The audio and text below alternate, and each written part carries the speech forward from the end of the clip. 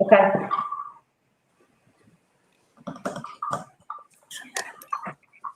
Buon pomeriggio a tutti e a tutte. A pochi giorni dal giorno della memoria, in cui abbiamo ricordato con tantissime iniziative l'orrore dei campi di sterminio nazisti, della Shoah, dell'internamento nazifascista di migliaia e migliaia di deportati militari e politici, di donne e uomini, di bambine e bambini ammazzati, torturati, ridotti a larve umane, non possiamo davvero permettere che tutto il nostro dolore e il grido mai più si ritualizzino solo in quel giorno. Quel mai più diventerebbe solo una vuota enunciazione di principio se chiudessimo gli occhi su ciò che accade invece tutti i giorni nel mondo e qui da noi ai nostri confini, sullo spettacolo terribile di altre migliaia e migliaia di persone costrette da fame, guerre, persecuzioni a lasciare i loro paesi, percorrendo rotte indescrivibili per inseguire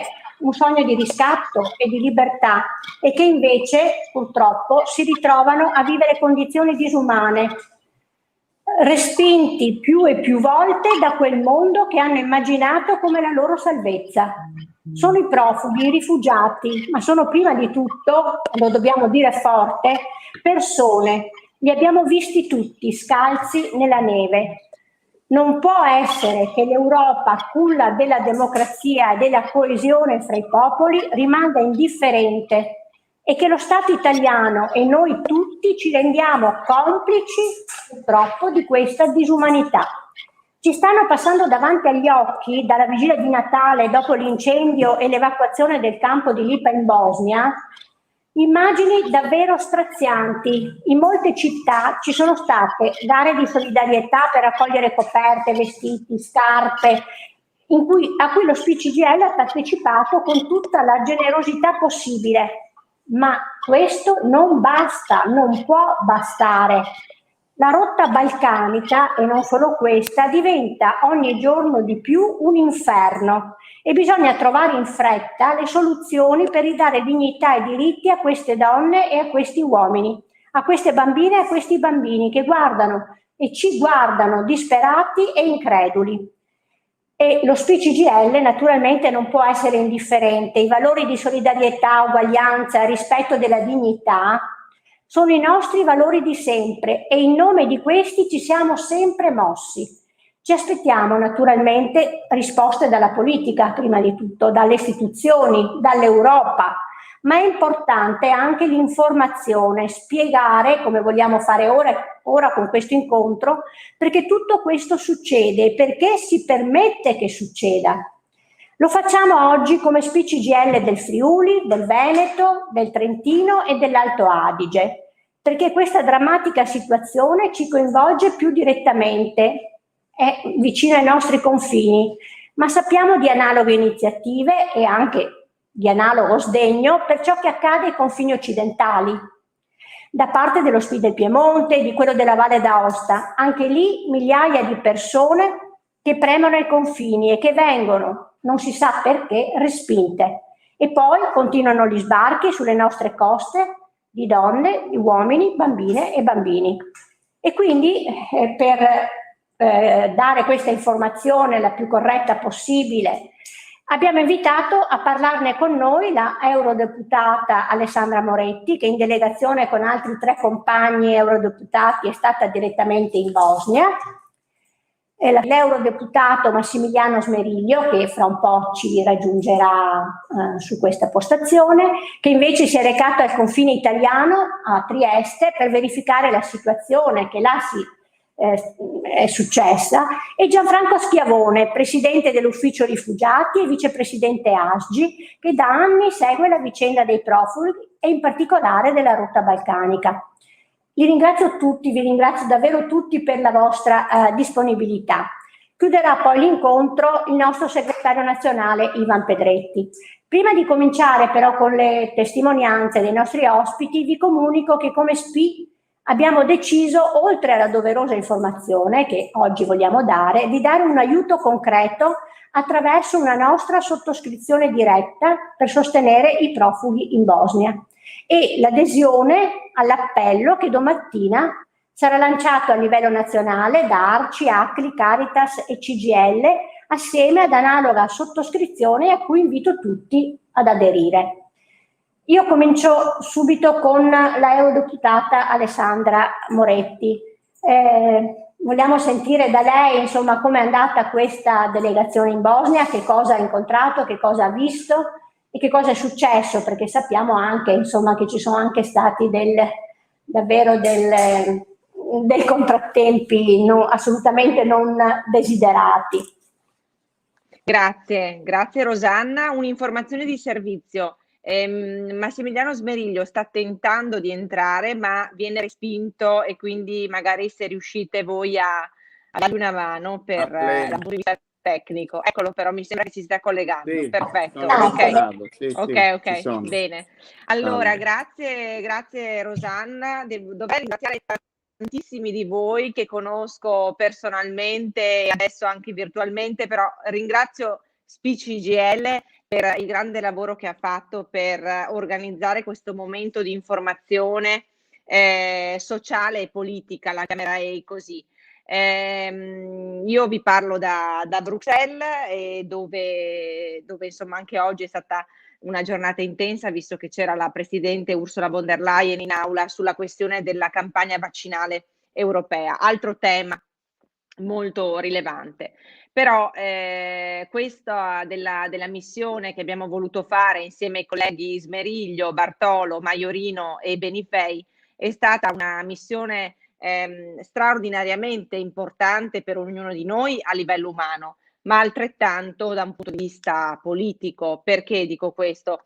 Noi abbiamo scelto di andare in quei luoghi forse anche irritualmente rispetto all'attività che generalmente un deputato fa, perché volevamo constatare con i nostri occhi il fenomeno migratorio da diversi punti di vista. Innanzitutto dal punto di vista della condizione dei migranti nei campi profughi, dopodiché verificare se effettivamente in quei luoghi e lungo quel confine della rotta balcanica avvengono i respingimenti illegali di cui avevamo letto testimonianze molto molto gravi, e poi dall'altro lato e ultimo verificare anche su come vengono spese le risorse che l'Europa mette a disposizione e il ruolo che l'Europa attraverso Frontex svolge lungo quella rotta. Avevamo in particolare, grazie al Centro Studi per la Pace e all'Ombudsman croato, letto una serie di rapporti molto dettagliati circa respingimenti illegali, spesso effettuati con l'uso della violenza, inflitte ai rifugiati e ai migranti, compresi i minori. Molti di questi pushback avvenivano, secondo queste descrizioni, anche nei confronti di bambini e minori non accompagnati, in palese violazione delle normative internazionali ed europee.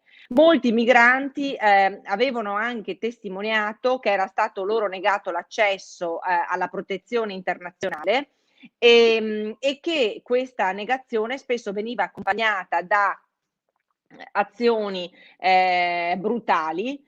Spesso questi migranti hanno riferito di essere stati derubati dei pochi averi che avevano, compreso il cellulare, gli venivano tolte le scarpe e poi ributtati molto lontano rispetto al confine. Lo stesso trattamento, secondo questa documentazione, veniva riservato alle famiglie, ai bambini, e queste testimonianze erano state addirittura anche confermate da alcuni interrogatori degli stessi poliziotti croati che avevano ammesso questi respingimenti, queste espulsioni di natura collettiva.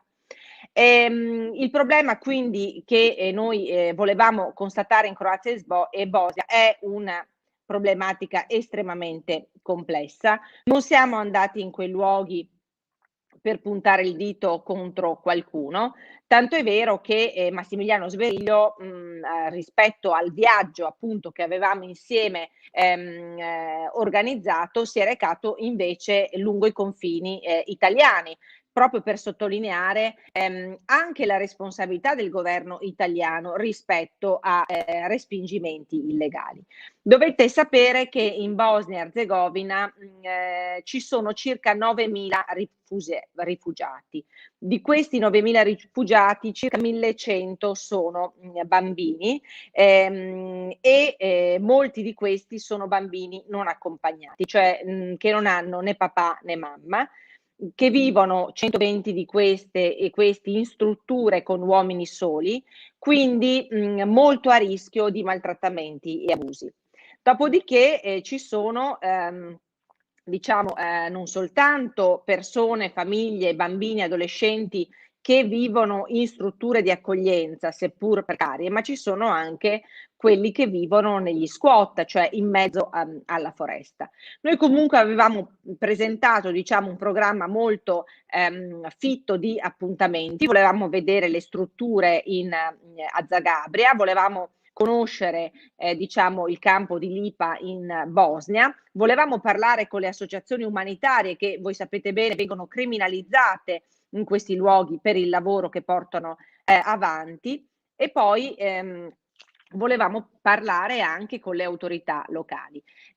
Dopo aver visitato la prima struttura di accoglienza a Zagabria, siamo partiti verso la Bosnia attraversando la foresta di Boina. La foresta di Boina è una foresta molto grande, presidiata da circa 6.000 agenti della polizia croata e avevamo fatto sapere che saremmo voluti andare a vedere con i nostri occhi quello che succedeva al confine tra Bosnia e Croazia, perché sapevamo che lì lungo quel confine avvenivano i respingimenti più violenti. Una volta arrivati appunto presso vicini, diciamo a 500-600 metri dal confine, siamo scesi dalla macchina, abbiamo notato subito che sopra le nostre teste c'erano 2 droni che controllavano ogni nostro movimento, 2 pattuglie della polizia e ad un certo punto siamo stati bloccati. Abbiamo cercato, nonostante appunto la polizia accampasse motivazioni assolutamente inesistenti e infondate e non volesse farci proseguire, noi abbiamo forzato la situazione per andare appunto a verificare la situazione al confine. Di lì siamo stati bloccati fisicamente, non c'è stato, diciamo, modo poi di proseguire. Evidentemente i nostri sospetti erano fondati e la polizia croata non voleva che noi vedessimo quello che in realtà succede ogni giorno, cioè che la polizia croata, diciamo, compie respingimenti illegali e nega il diritto all'asilo a profughi, rifugiati, famiglie, compresi bambini, come vi dicevo. Dopo ovviamente aver tentato più volte ma non esserci riusciti, siamo arrivati in Bosnia attraverso la frontiera, evidentemente quella normale, quella formale, e il giorno seguente siamo andati a Lipa. Lipa si trova, diciamo, nel cantone di Unasana, vicino a Bihac, questa cittadina bosniaca piccolina che diciamo accoglie diversi rifugiati. Il campo di Lipa è straziante alla vista perché è molto lontano rispetto al paese. Vivono in questo campo che appare come un vero campo di concentramento, cioè tutto circondato da filo spinato, fatto di tende, dove vivono, all'interno delle quali vivono circa 35-40 migranti in 70 metri quadri. Sono tende prive di riscaldamento, ma insomma riscaldate con dei generatori, senza reazione, senza elettricità. Ci sono circa 15 bagni chimici per 950 uomini adulti e circa 10 docce. Le condizioni sanitarie sono precarie, molti di questi ragazzi hanno la scabbia e potete solo immaginare cosa ci siamo ritrovati. Di questi ragazzi molti ci hanno ripetuto di aver tentato anche 40-50 volte di superare quel confine per raggiungere la Croazia, l'Europa, ma non per restare né in Croazia né in Italia, peraltro, ma per raggiungere i paesi del nord Europa e che quel tentativo quotidiano di passare il confine loro lo chiamano the game, cioè il gioco, no? come nel racconto di Benigni, Nella vita è bella, questo papà che racconta al figlio che in fondo il campo di concentramento è un gioco, proprio per non far capire e rendere conto al bambino della situazione. Ecco, le famiglie raccontano ai bambini che vogliono superare appunto quel confine che si tratta di un gioco, ma in realtà il gioco finisce subito perché i bambini si rendono presto conto che questi respingimenti così brutali avvengono anche nei loro riguardi. Noi siamo quindi tornati a Bruxelles con l'intenzione di proseguire il nostro lavoro sul cambiamento radicale del Trattato di Dublino. C'è una proposta che voi sapete che la Commissione ha fatto sul patto per l'immigrazione. Riteniamo che questa proposta non sia adeguata, che non cambi la ratio sottesa al Trattato di Dublino così come è stato concepito in origine, e quindi noi riteniamo che vada mutata, diciamo, completamente la strategia e la natura. Riteniamo che vadano costruiti subito dei canali di accesso legali attraverso, ovviamente in questo momento, dei corridoi umanitari, soprattutto per questi 100, 120, 150 bambini. Parliamo di numeri veramente ridicoli, in tutto saranno 10.000 persone, quindi non parliamo delle invasioni di cui Salvini ci ha riempito la testa negli ultimi anni. Quindi corridoi umanitari, ricollocazione dei migranti e poi un cambiamento nel lungo periodo del Trattato di Dublino che si basi su un'accoglienza diffusa e si basi anche su un sistema di quote per cui ciascun Paese membro deve accogliere un numero di migranti a seconda del prodotto interno lordo, del numero della popolazione, delle strutture di accoglienza, delle possibilità di lavoro. Quindi un sistema di integrazione culturale, sociale di queste persone. E ovviamente le comunità locali che ospitano questi migranti non devono essere lasciate sole, perché la percezione è che appunto siano lasciate sole, nonostante l'Europa abbia versato, per esempio per la Bosnia, 83 milioni di euro, ma questi soldi evidentemente non sono stati utilizzati come si sarebbe dovuto fare. Noi siamo anche molto critici nei confronti di Frontex, abbiamo chiesto recentemente un cambio radicale anche nella dirigenza. È logico che puntiamo ad una protezione civile europea che sappia articolarsi anche nelle missioni in mare, evidentemente, perché non dimentichiamoci mai del nostro Mediterraneo e di quello che succede nel nostro Mediterraneo. Ecco, questo per dirvi di come la missione sia stata una missione che si è, diciamo così, realizzata in diversi punti. Adesso Massimiliano racconterà, diciamo, il risvolto sul fronte italiano. Ma ribadisco, è stata una missione che non ha voluto avere soltanto un senso di testimonianza, di denuncia, ma un significato di propositivo e di cambiamento reale che noi vogliamo fare come PD, evidentemente, e anche come socialisti. Chiudo dicendo questo. Io credo che noi come sinistra progressista, come partito riformista, dobbiamo assumerci la responsabilità di ritornare a parlare di questi argomenti, perché per troppo tempo forse li abbiamo abbandonati e non abbiamo portato avanti in maniera determinata, penso allo Ius Soli, alla battaglia sullo Ius Soli in Parlamento. Allora, noi in Europa questa determinazione ce l'abbiamo come PD e ce l'abbiamo come socialisti, e ci auguriamo davvero che questo tema entri nell'agenda anche del nostro governo nazionale. E battuta finale, vista la folgorazione di Matteo Salvini sulla via di Mario Draghi, mi auguro anche, li aspetteremo al varco, che i nostri colleghi europarlamentari leghisti, al momento di votare per il cambiamento del Trattato di Dublino, votino positivamente, perché questa volta davvero non faremo sconti a nessuno. Grazie. Perché insomma mi sembra che tutti gli impegni che vi siete presi, no, anche nella discussione in Europa sono importanti. Se non ci sono queste risposte la situazione davvero è preoccupante, bisogna fare qualcosa.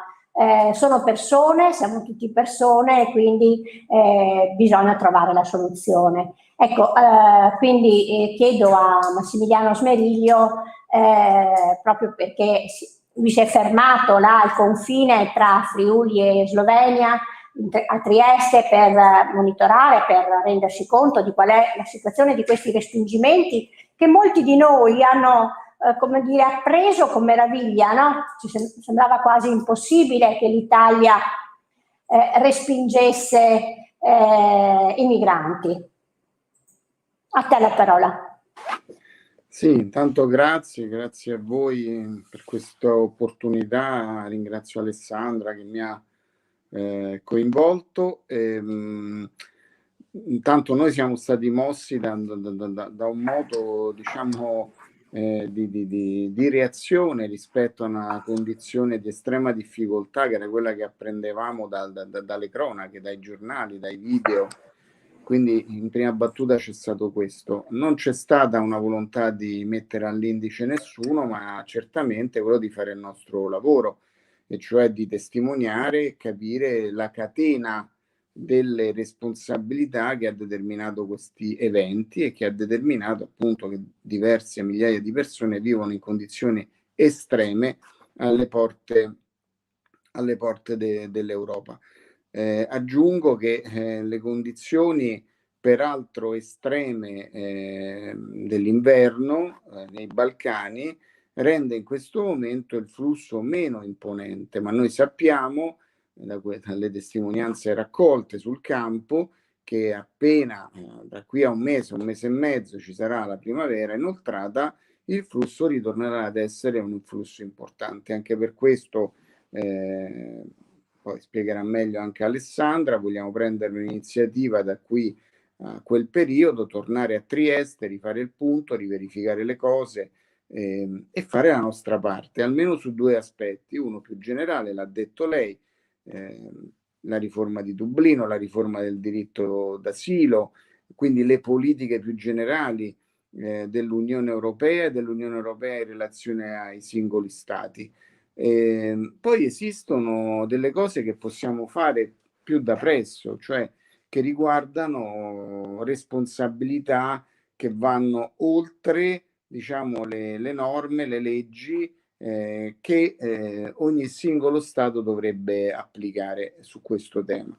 In questo senso la visita è stata articolata in Bosnia certamente per capire come è stato possibile allestire un campo in quelle condizioni drammatiche, quando l'Europa fornisce risorse adeguate alla Bosnia-Herzegovina, almeno 13 milioni per l'allestimento di emergenza, e come queste risorse vengono utilizzate, che mi pare un tema davvero importante, anche di monitoraggio, anche di responsabilità rispetto alle risorse europee, come vengono spese, da chi, per fare cosa. E questo è il livello di inchiesta, diciamo così, sulla Bosnia e sull'agenzia Frontex, che è una nostra agenzia che bisogna far funzionare meglio, certamente in maniera più trasparente. Poi la Croazia, l'ha detto bene Alessandra, anche l'episodio di cui sono stati protagonisti e vittime, testimonia una certa eccessiva paura del governo croato di mettere in chiaro le modalità con cui vengono gestiti i flussi.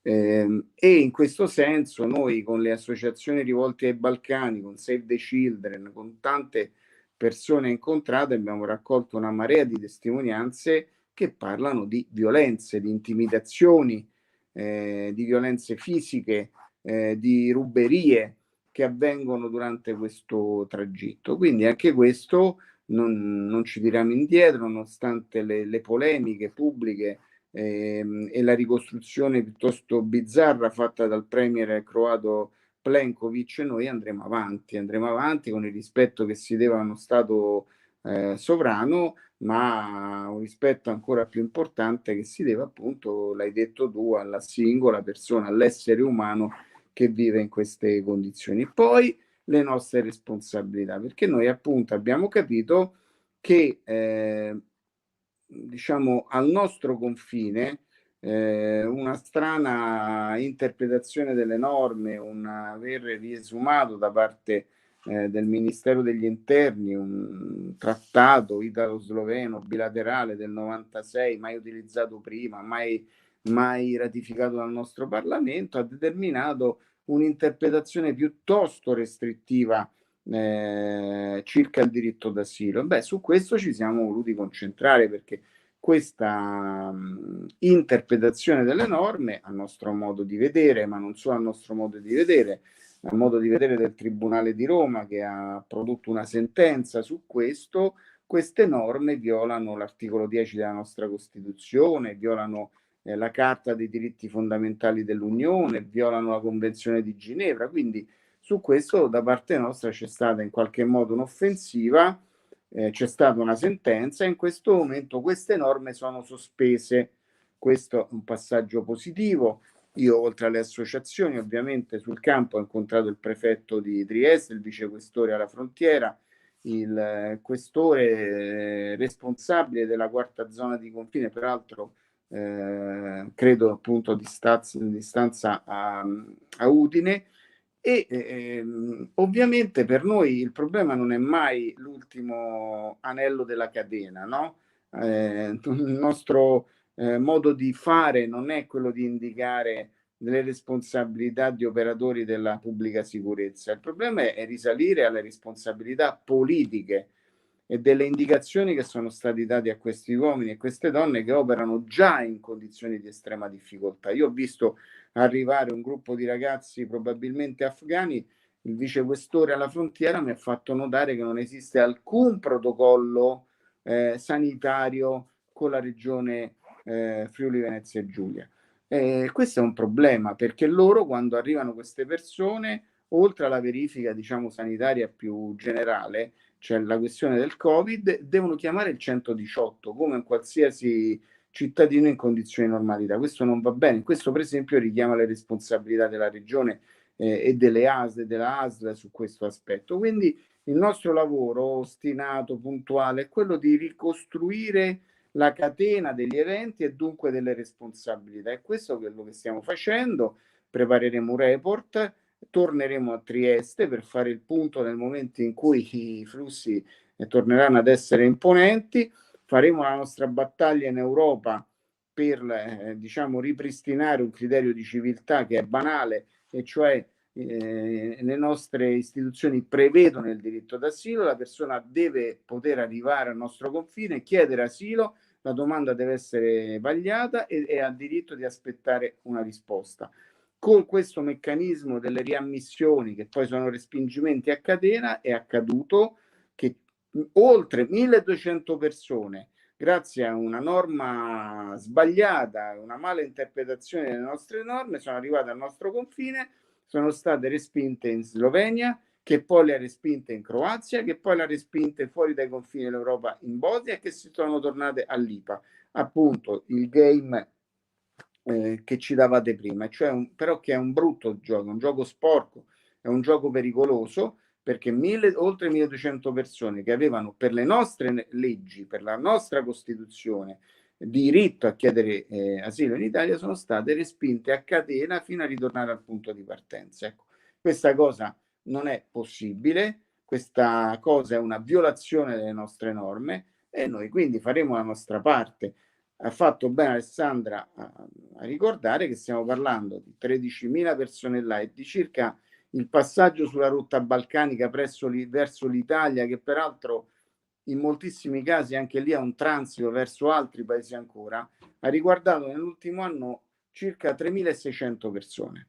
Non sono numeri da esodi biblici, non sono numeri che possono mettere in difficoltà una repubblica robusta, una democrazia robusta come quella italiana, né appunto una Unione Europea che dispone di numeri, di risorse adeguate a far fronte a questa situazione. Quindi abbiamo capito meglio tutta una serie di aspetti e su quelli continueremo a lavorare, ripeto, sia su quelli più generali, ma anche su quelli più minuti, che però in questo caso hanno aggiunto tragedia a tragedia nella vita di oltre 1200 persone. Questa è una frattura che dobbiamo sanare, lo dobbiamo fare sia con l'ausilio delle istituzioni europee e anche con un buon rapporto, come dire, stringente con il governo italiano.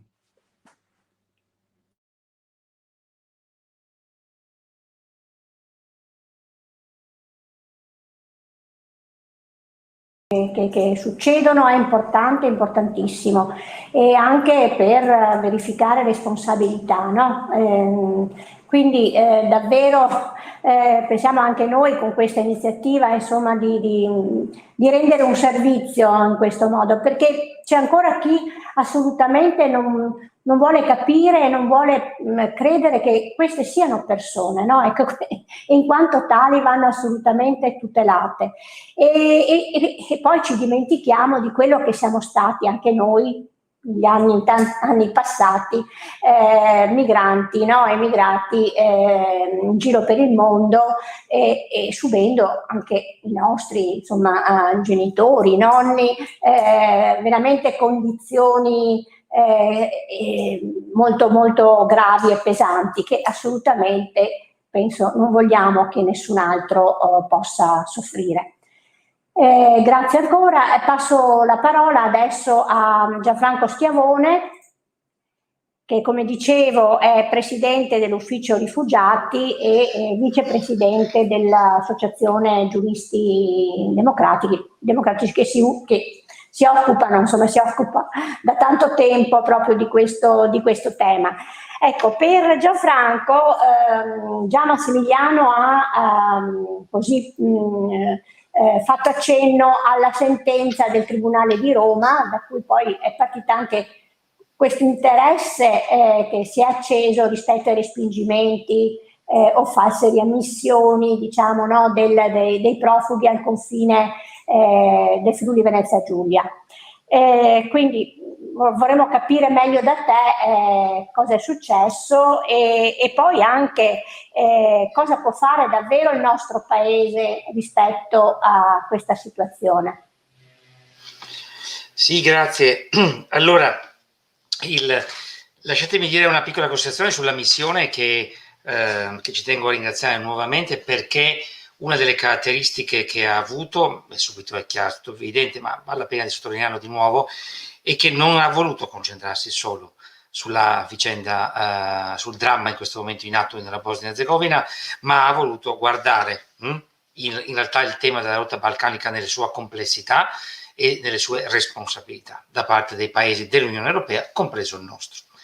E quindi questo è la prima volta che si fa. Sarebbe stato molto facile andare all'IPA e dire che è una catastrofe umanitaria, tra l'altro, come sappiamo, tra virgolette artificiale, nel senso che non è dovuta a un ingresso improvviso di persone né a una situazione di per sé ingestibile, ma al contrario è dovuta a un complesso intreccio di gravissime responsabilità, soprattutto dell'Unione Europea e appunto, per le ragioni che adesso dirò, anche dell'Italia.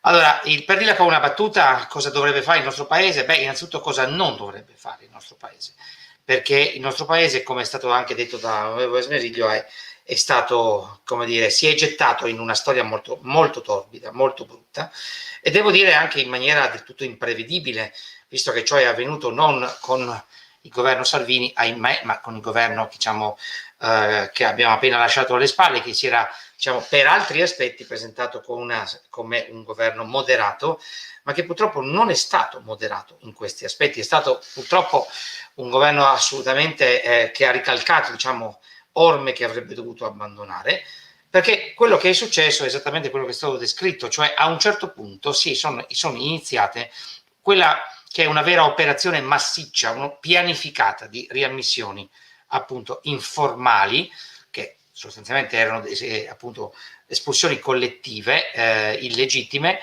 sulla base di una interpretazione che non è un'interpretazione, diciamo, chi ci ascolta, anche chi non è esperto, sarà abituato al fatto che chiaramente le norme spesso non sono chiare, sono di difficile interpretazione, possono essere interpretazione estensiva, restrittiva, non si sa, eccetera, eccetera.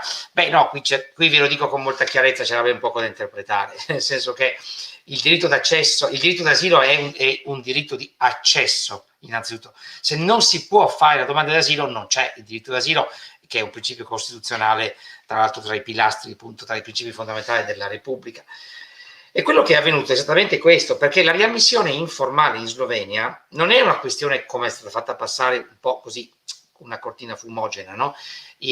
La questione dell'eventuale paese competente a esaminare la domanda. E l'Italia, e la Slovenia, e la Croazia, e la Grecia, no? Poi in realtà c'è il problema appunto del fatto che il primo paese d'ingresso non può sopportare un carico eccessivo, e quindi la riforma del regolamento Dublino, cioè tutto quello che volete. Non è stato questo, è stato l'impedimento a presentare la domanda d'asilo. E questa non è un'opinione, questa non è soltanto accettato dai fatti e dalle testimonianze, ma è semplicemente dichiarato dallo stesso governo italiano, che in aula al Parlamento, al Montecitorio, il 24 di luglio ha proprio scritto nero su bianco qualcosa che, lo devo dire sinceramente anche qui, per la sua gravità, nessun governo aveva mai scritto, cioè nemmeno appunto, ahimè, quello che ho nominato prima, che non nominerò più, no? E cioè che scrivere nero su bianco: sì, certo, noi respingiamo i richiedenti asilo.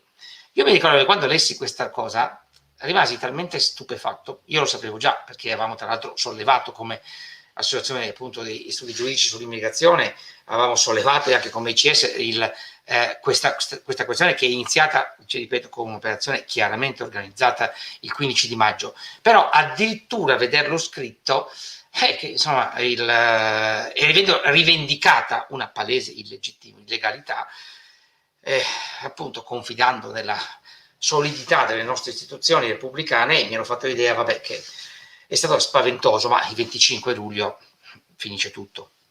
E invece non è finito, non è finito. Voi direte per il Covid, voi direte per qualche altro motivo, però io vi devo dire la verità, anche perché spesso, diciamo, devo essere anche un po' urticante, insomma, nel dirla.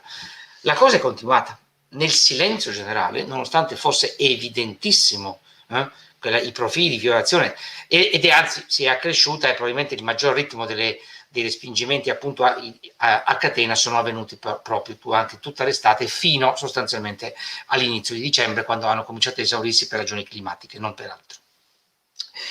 Allora, l'Italia è entrata proprio mani e piedi in questa questione, non è stato un errore, non è stata una svista, non è stata, diciamo, una interpretazione restrittiva, no, non è stato così. È stata una scelta dalla quale bisogna uscire. E lo dico perché adesso si insedia un nuovo governo e bisogna essere estremamente chiari. Innanzitutto bisogna riconoscere ciò che è stato e le responsabilità che si hanno avute, perché, come dire, soltanto riconoscendo ciò che è stato, no, si può avanzare, perché è soltanto riconoscendo ciò che è stato si può capire quanto la difesa dei diritti umani fondamentali, compreso il diritto d'asilo, e anzi forse in primo luogo il diritto d'asilo, è estremamente fragile nel nostro paese, e nei contesti anche più imprevedibili e anche più sorprendenti, se vogliamo, per l'appunto, può accadere di tutto, sempre può accadere di tutto. Questa storia mi ha insegnato che sempre può accadere di tutto, perché è accaduto, c'è stato un enorme silenzio, la città in cui tutto questo è successo, che è anche la mia città, è stata sepolta da una coltre, come dire, di silenzio assoluto, ma veramente assoluto, mediatico, associativo, il totale. A un certo punto mi ero persino pensato di essere matto, vi dico la verità, cioè non lo voglio buttare in ridere, ma in alcuni momenti ho pensato che forse ero io fuori di testa quando non capivo com'è possibile che la cosa continuasse in questa maniera. Però questa forma di banalità del male, no, che abbiamo vissuto, come dire, dobbiamo capirla fino in fondo, e non si deve ripetere, perché per l'appunto l'Italia, questa Italia, appunto non chissà quale, no, ha fatto parte di un sistema di questo tipo, appunto di catene di riammissione dichiaratamente volta a impedire appunto che nell'Unione Europea entrino dei rifugiati, e qui voglio ricordarvi di che persone parliamo. La rotta balcanica è attraversata principalmente da rifugiati. Le nazionalità sono afghani, siriani, iracheni, poi anche pakistani, che sono chiaramente una situazione un po' più, come dire, diversificata, ma è la rotta dei rifugiati per eccellenza che entra in Europa. Se voi guardate le prime 10 nazionalità dell'Unione Europea dei richiedenti asilo, trovate occupare per metà proprio le nazionalità che attraversano la rotta balcanica, e proprio questi noi abbiamo respinto, appunto con una costruzione politico-ideologica che, ripeto, abbiamo fatto adesso. Quindi bisogna sicuramente, e io faccio il possibile, anche ciò che collaboro quanto possiamo anche come associazione di giuristi con appunto gli europarlamentari, soprattutto per la riforma del regolamento di Dublino, l'abbiamo fatto nella scorsa legislatura, lo facciamo in questa. Sicuramente la questione è complessa, sicuramente la questione riguarda due paesi che sono obiettivamente in posizioni difficili, come la Slovenia e la Croazia, che sono piccolissimi paesi e che sarebbero, diciamo, sicuramente paesi molto schiacciati, no? da arrivi massicci. Quindi c'è un quadro complesso da chiarire, c'è una riforma complessiva da fare, ma le riforme si fanno a legislazione vigente. Non è che si fa prima la violazione della legge attuale e poi si fanno le riforme. E l'Italia, da questo punto di vista, come grande paese dell'Unione Europea, grande sia geograficamente che insomma storicamente, come paese fondatore tra l'altro della allora comunità economica europea, ha dato una incredibile, pessima prova di sé. Non abbiamo, penso, mai dato una prova così negativa di noi stessi in Europa, quanto l'abbiamo fatto appunto entrando a far parte di questa catena di riammissioni informali. Qui ci tenevo, ripeto, a ricostruire questa cosa che va appunto letta, no, nell'ambito della crisi, perché noi abbiamo prodotto gran parte di quella crisi, noi abbiamo concentrato le persone in un paese difficilissimo, lacerato ancora al proprio interno, socialmente problematico, in enorme crisi economica, con una ingegneria costituzionale che non sta su, lo sappiamo.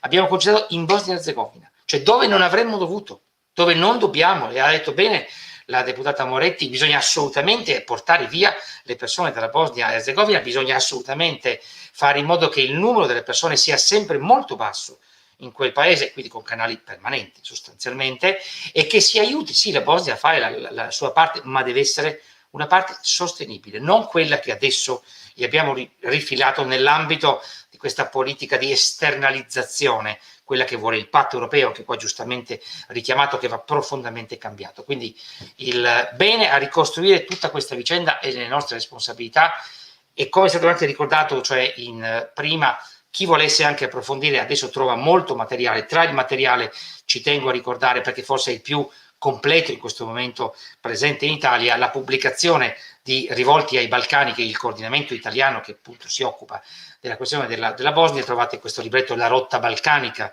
i migranti senza diritti nel cuore dell'Europa, è liberamente scaricabile, è una pubblicazione scientifica ma nello stesso tempo molto molto fruibile, perché anche dal punto di vista del numero delle pagine e del linguaggio, si scarica liberamente dal sito della rivista Altra Economia e si può scaricare liberamente o si può ordinare in cartaceo. Ecco, questo per chi vuole capire, approfondire e nello stesso tempo, diciamo, ripeto, anche senza possedere particolari competenze, ma semplicemente quelle che sono richieste a tutti i cittadini democratici.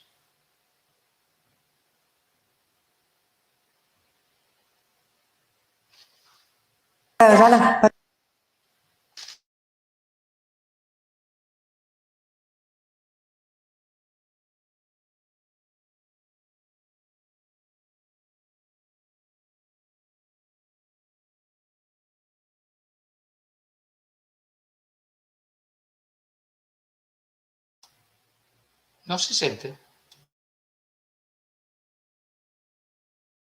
Rispetto a questa vicenda che ha veramente, come diceva adesso Gianfranco Schiavone, insomma dell'incredibile, no? Che noi respingiamo i rifugiati e non diamo l'asilo richiesto. C'è una chat nella nostra trasmissione video e naturalmente c'è chi anche ci chiede notizia rispetto a quello che avevo annunciato prima, che c'è un appello e anche una sottoscrizione domani mattina per chi si vuole collegare alle 10:30. L'Arci, Caritas, EACLI e CGIL nazionale appunto lanceranno questo appello e anche la sottoscrizione per chi appunto vuole contribuire a dare un aiuto ai profughi della Bosnia. Praticamente c'è un conto corrente delle ACLI e di Caritas. Trovate domani anche nel nostro sito tutte le indicazioni precise e quindi l'invito che noi facciamo a tutti quanti di assolutamente aderire. E l'appello è significativo e no, ce l'ho qua, se si riesce a vedere, insomma, è proprio diritti e solidarietà per i profughi in Bosnia e Erzegovina.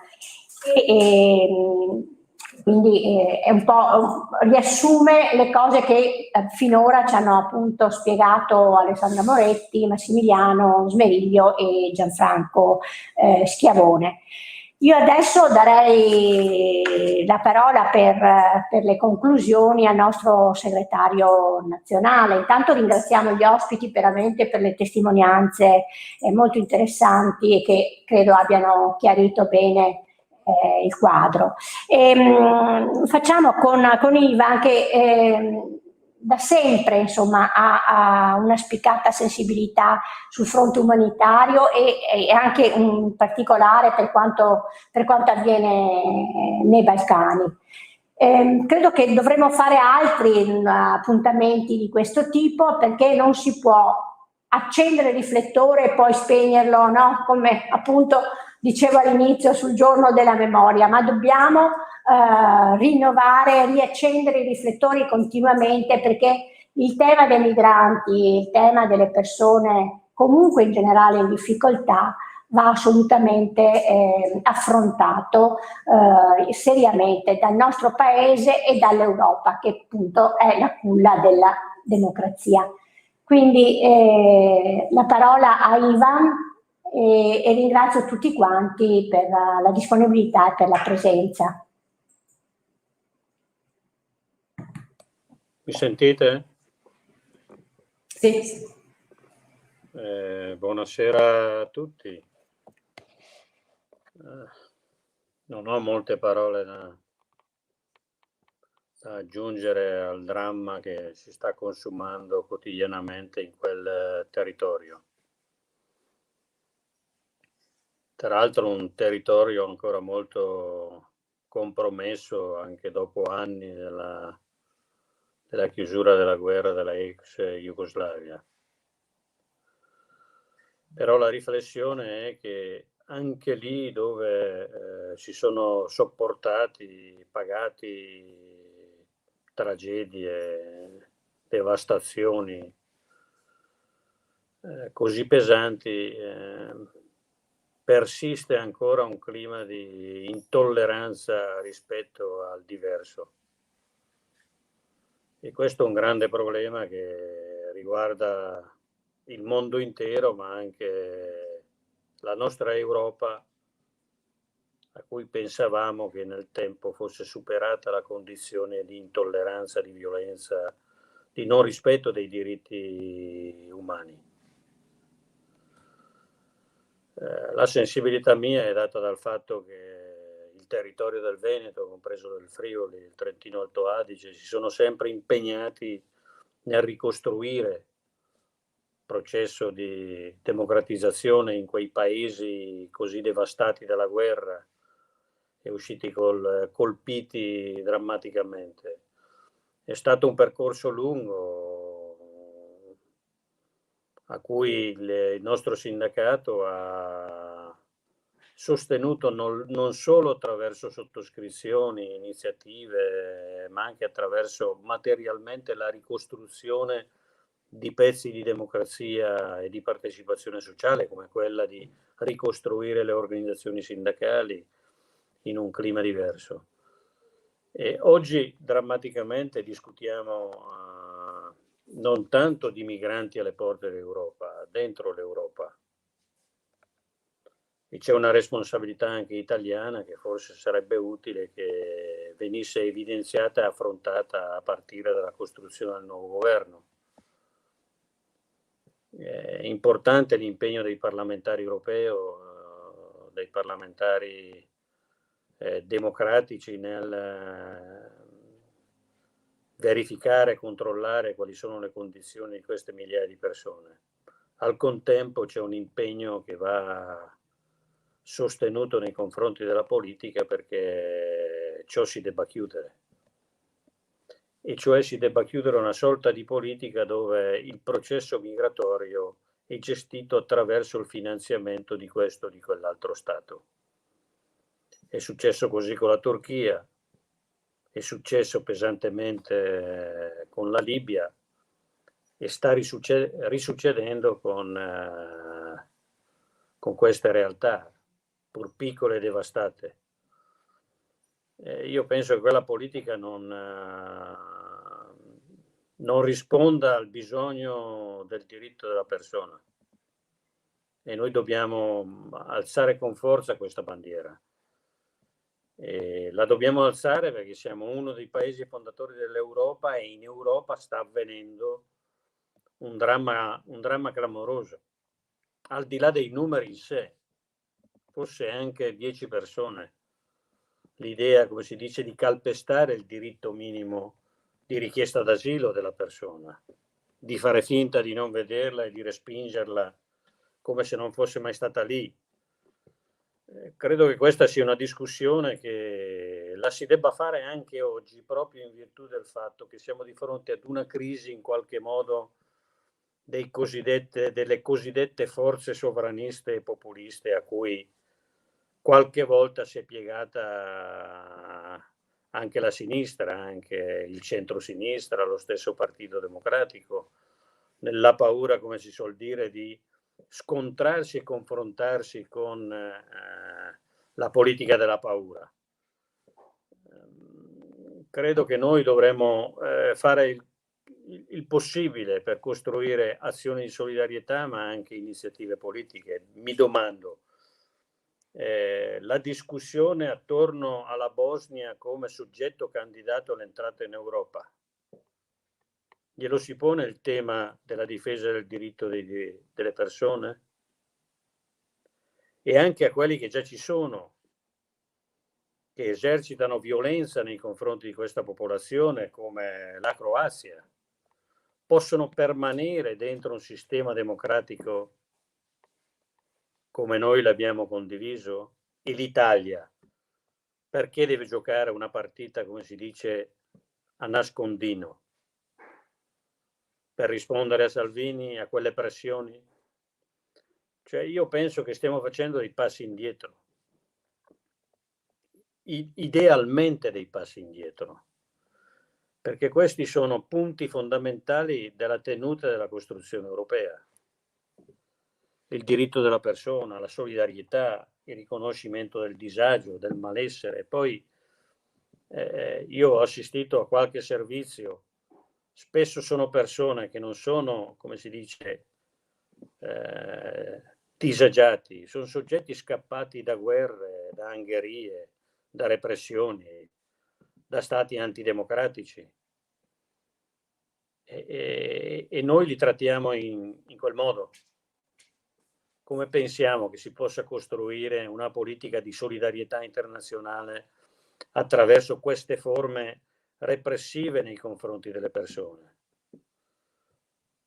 Cioè, quando si fermeranno e troveranno una dimensione nella loro vita, cosa penseranno? Che atteggiamento avranno? Io penso sempre che è attraverso una politica di pace e di coesistenza che si potrà avere un ritorno anche positivo. Se invece prevale l'idea della violenza, dello schiacciare quello più debole, credo che non fermeremo mai le rivalse, la voglia di riscattarsi anche con la violenza.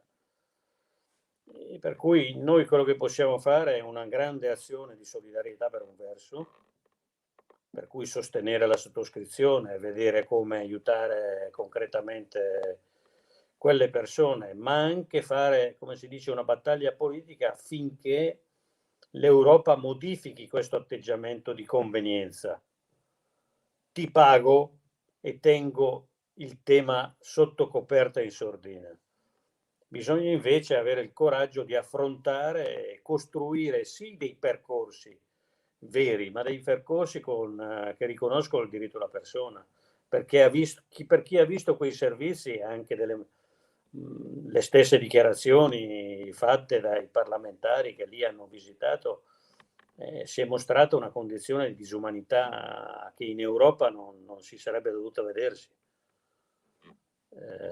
Credo che riguardi tutto noi, una discussione per esempio con la regione del Friuli, con le regioni del Veneto, quelle vicine, in una discussione che incalza anche quei governatori, quei presidenti ad assumere un atteggiamento diverso da quello che hanno avuto fino ad oggi. E questo è un impegno che noi dobbiamo sostenere anche se siamo limitati nella fase della pandemia. Credo che questo sia un tema che riguarda anche il governo, come si compone. Oggi il sindacato è stato ascoltato dal presidente incaricato e il segretario generale della CGIL. Una delle richieste nostre è stata riconoscere quantomeno il diritto ad un bambino che nasce nel nostro territorio di essere un cittadino italiano. Penso che debba rientrare nell'agenda della politica di governo un'idea diversa di società, di inclusione, di rapporto con le persone e magari proporre la cancellazione di provvedimenti, di interpretazioni forzose delle leggi italiane, rifacendoci alla Costituzione, che è un punto fondamentale di principio nostro, e cioè il riconoscimento dell'asilo alle persone, dell'inclusione loro, di costruire percorsi di civiltà e di umanità. Quei campi sono, se non di sterminio, di grave segregazione. Molte persone patiranno per le condizioni date, perché c'è poca acqua, non c'è riscaldamento, non hanno, come si dice, un welfare adeguato, protezioni adeguate. Credo che questo è quello che noi dobbiamo rivendicare. Domani ci sarà un'iniziativa nazionale della CGIL insieme agli altri soggetti per avanzare un percorso di solidarietà. Bisogna affiancare a questa anche una capacità, un'idea di lotta politica per migliorare le condizioni, per evitare che tutto ciò continui a succedere, spesso nel silenzio, insomma. Poi ognuno di noi sa che c'è tanta parte della popolazione che potrebbe andargli anche bene, ma io penso sempre che un gruppo dirigente debba assumersi la responsabilità di spiegare, di orientare, di indicare una strada diversa di quella del malessere, della rabbia e del prendersela magari con quello più debole di te. Per cui lo sforzo nostro è questo, insomma, in quei territori che prima ho citato, il Veneto, il Friuli, il Trentino Alto Adige, l'Alto Adige, si sono impegnati per anni in quelle realtà territoriali per ricostruire democrazia, spazi, avanzamenti. Ora bisogna proseguire su un terreno che non avremmo mai voluto avere e riaprendo il cantiere del confronto.